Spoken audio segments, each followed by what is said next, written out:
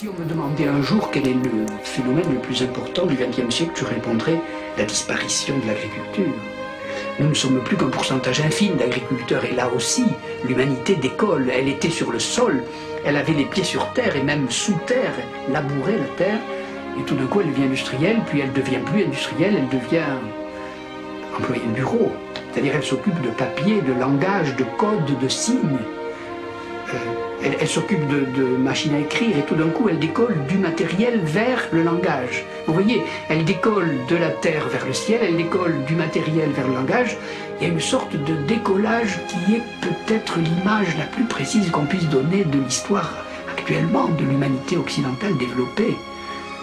Cette espèce de décollage tel qu'à un moment nous allons nous reconnaître comme image privilégiée dans l'astronaute qui, hors la Terre, la regarde en entier. Et probablement là, il y a une date extraordinaire, c'est la première fois qu'on a une photographie de la Terre, bien après la Seconde Guerre mondiale, mais aussi le moment où l'astronaute flottant hors sa propre fusée peut regarder notre mère, la Terre, comme un objet global, comme un objet qu'il peut mettre en dehors de lui. En général, la Terre, on est dedans. Non, on est dessus. On vit comme notre entourage. La Terre ne bouge pas pour l'homme. Elle est le sol sur lequel on repose, la maison dans laquelle on habite, l'utérus dans lequel on est. La Terre est notre mère. Et donc, on ne peut pas en sortir. Il n'y a que les savants qui disent que la Terre bouge autour du Soleil. Mais dans la vie ordinaire ou dans la vie courante, pour nous, la Terre est cette stabilité, non seulement qui est indéracinable sous nos pieds, mais à l'intérieur de laquelle on habite.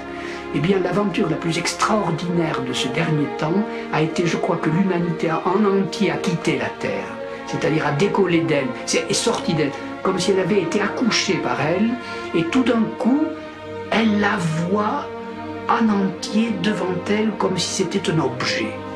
C'était notre maison, et maintenant c'est un objet. C'était, oui, notre mère, et maintenant c'est un objet. Et c'est même peut-être plus qu'un objet, c'est devenu presque notre fille. Comme si elle était en danger à cause de nos entreprises. Vous voyez, comme si elle était d'abord notre mère et ensuite notre... Vous voyez ce décollage extraordinaire dont la montée des observatoires du niveau zéro de la mer vers les montagnes n'est qu'un petit segment. Je crois là qu'il y a un grand mouvement qu'on peut décrire et raconter et qui est peut-être le seul roman réel, le seul grand récit, le seul grand conte, le seul grand mythe moderne qu'on puisse réellement raconter à nos enfants. Si vous prenez une sonde et que vous enfoncez votre sonde dans mon corps, derrière mes circonvolutions cérébrales, qui sont à peu près celles d'Homo sapiens, qui ont tant de centaines de milliers d'années, il y a des circonvolutions plus profondes qu'on appelait autrefois le cerveau reptilien, et ces circonvolutions-là correspondent à une évolution qui a dû avoir lieu il y a quelques millions d'années. Si vous enfoncez la sonde plus profonde, vous allez taper sur l'os. Qu'est-ce que c'est cette partie solide? Ah oui, c'est l'explosion du Cambrien. À l'explosion du Cambrien, les vivants mous ont constitué à l'intérieur d'eux des parties dures. Et mes parties dures datent à peu près de cette époque. Mais si vous enfoncez encore jusqu'au niveau cellulaire, vous allez vous apercevoir que je porte des ADN, des ARN, qui eux sont nés il y a 3,8 milliards d'années. Et si vous enfoncez encore plus dans la molécule, vous allez tomber sur 4 atomes principaux de la vie, c'est-à-dire le carbone, l'hydrogène, l'oxygène, l'azote, qui ont été cuits dans la fournaise des galaxies il y a des milliards d'années. Quel âge j'ai? Je dois probablement avoir l'âge de l'univers.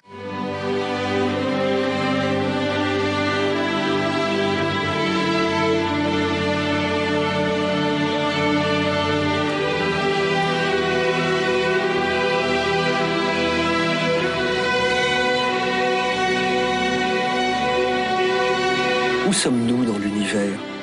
Nous sommes ici, d'abord sur Terre, au milieu de l'océan Pacifique, sur une montagne, 4200 mètres d'altitude, le Mauna Kea, un volcan éteint, et tous ces télescopes sont des sentinelles avancées de l'humanité pour regarder les profondeurs de l'univers.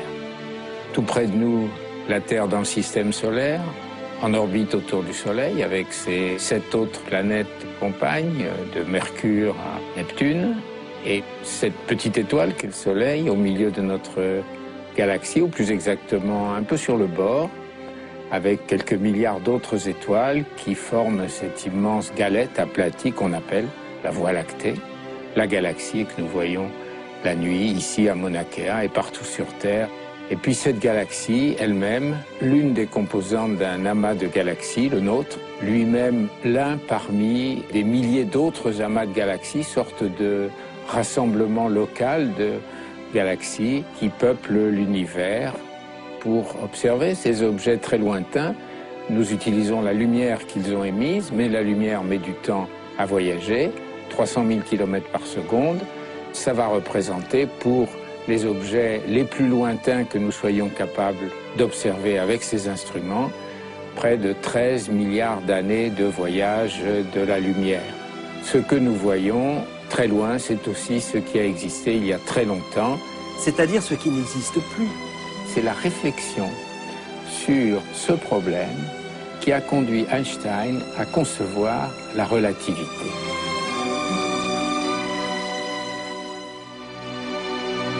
Qu'est-ce que la lumière? La lumière est un moyen d'échange d'énergie et d'information entre des particules de matière. Quand un électron, par exemple, s'agite dans un atome, il va émettre de la lumière en proportion de son mouvement d'agitation. Et cette lumière, une fois émise, cette énergie, une fois libérée par ce petit atome d'hydrogène, mettons, va cheminer dans le vide de l'espace indéfiniment.